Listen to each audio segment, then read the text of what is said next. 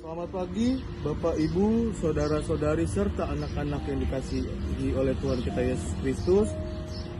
Sebelum kita memulai beraktivitas di tengah-tengah kehidupan sepanjang hari yang akan kita lalui pada pagi hari ini, marilah kita melandasinya dengan kebenaran akan firman Tuhan dengan acara Lensa Evata Gunung Bayu. Sebelum kita membaca dan merenungkan firman Tuhan, mari kita mohon bimbingan Roh Kudus. Kita berdoa. Mari kita berdoa. Ya Bapa yang bertata di dalam kerajaan surga, terima kasih atas pernyataan dan pelindungan-Mu pada malam hari, dan bisa kami bangun pada pagi hari ini ya Tuhan, pagi yang cerah ini ya Tuhan. Ya Tuhan, sebentar kami akan membaca dan merenungkan akan firman-Mu. Mampukan kami supaya kami bisa mengaplikasikan dalam kehidupan kami hari lepas hari. Bantulah kami, pakailah kami. Haleluya, amin.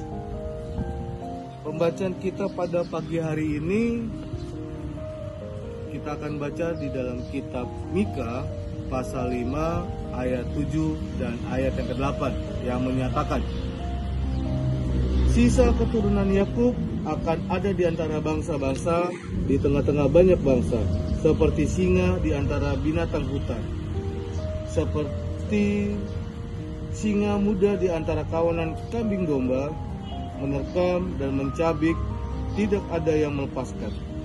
Tanganmu akan diangkat melawan para lawanmu, dan semua musuhmu akan dilenyapkan. Terpujilah Kristus. Haleluya.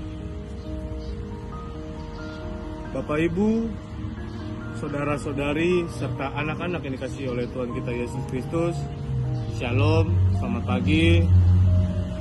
Coba kita bayangkan sebuah logam yang kita ketahui itu memiliki barang yang begitu keras, barang yang begitu berat, akan tetapi bisa memiliki beberapa bentuk dan memiliki benda yang sangat cantik, kilau.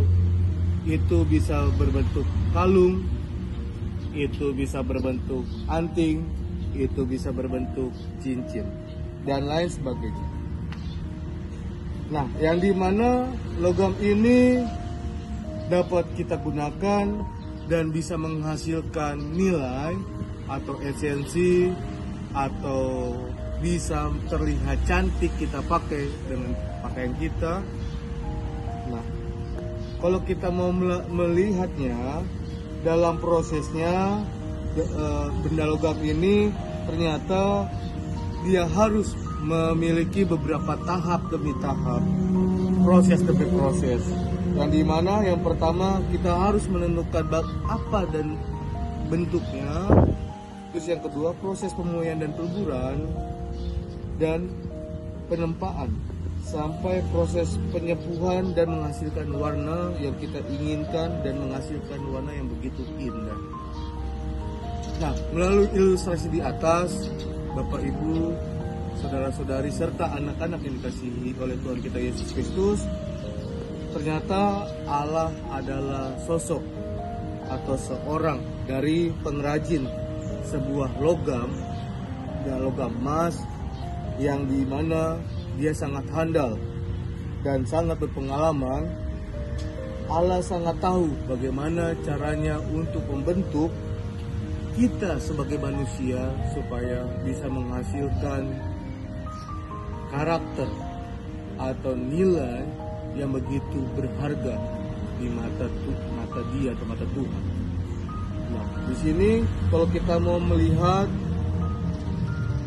kadangkala kita berpikir, kok kita selalu memiliki masalah, kita selalu menghadapi setiap rintangan.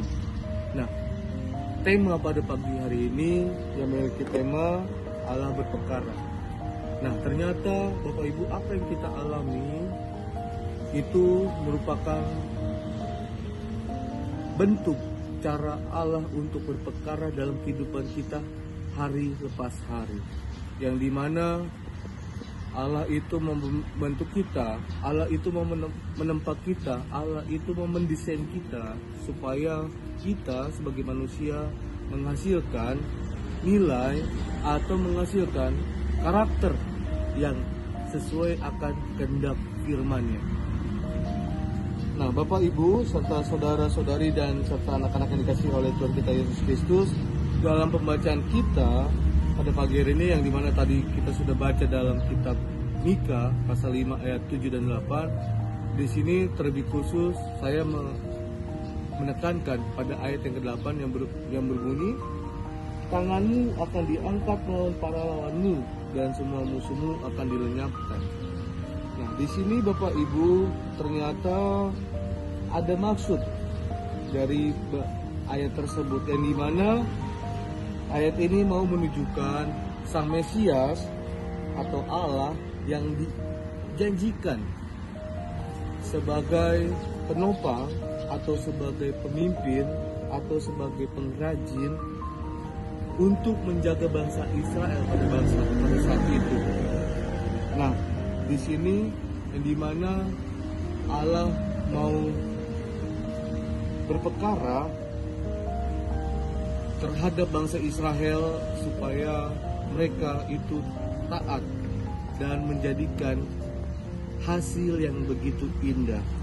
Nah, bagaimana dengan kehidupan kita pada kita hari lepas hari, Bapak Ibu?